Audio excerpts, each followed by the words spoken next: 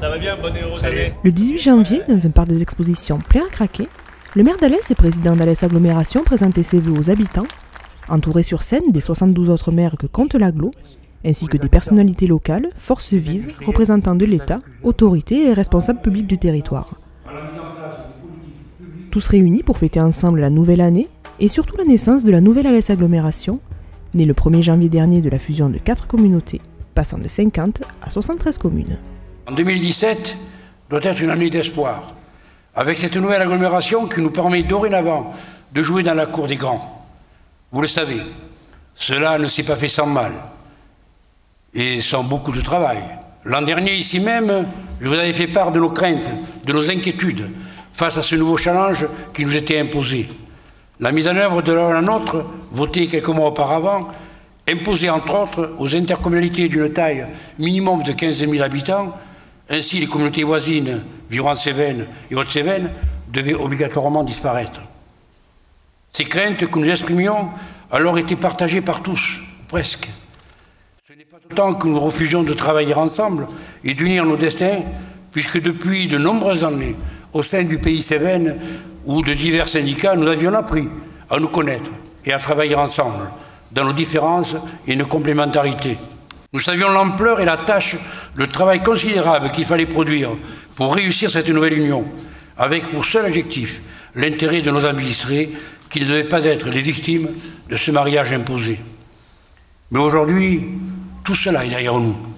Et il n'est plus temps de se lamenter ou de râler, mais il est temps de s'inscrire désormais dans l'action avec l'enthousiasme et l'énergie que vous nous connaissez. Alès Agglomération est aujourd'hui la 2e agglo du Gard, 5e de la région Occitanie et également 29e de France.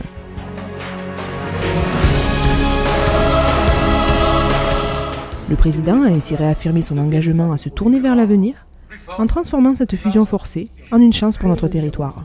Comme vous le voyez, la tâche à accomplir est exaltante et complexe et les attentes sont nombreuses.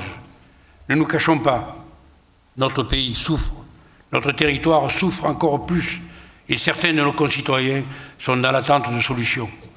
Si nous ne faisons rien, notre nation et donc notre territoire seront en grand danger.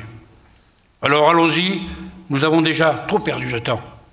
C'est pourquoi dans les prochaines semaines, avec mes 72 collègues qui m'entourent sur cette scène, l'ensemble des conseillers communautaires, nous allons nous atteler à faire évoluer notre projet de territoire pour qu'il colle au mieux aux attentes de cette nouvelle agglomération et celles de ses élus, enfin, ensemble de co-construire demain.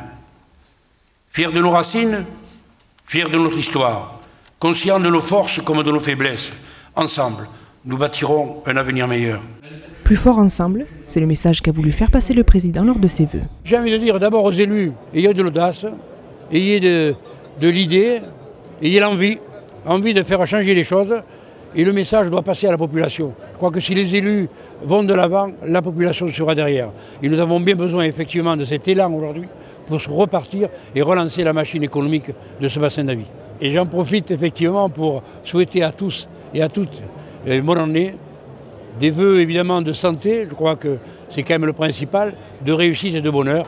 Une soirée clôturée autour d'un buffet terroir, des vignerons de l'IGP Cévennes et du trio jazz Ambiance dans un parc des expos aménagé par les services de l'agglo, eux aussi chaleureusement remerciés par le président.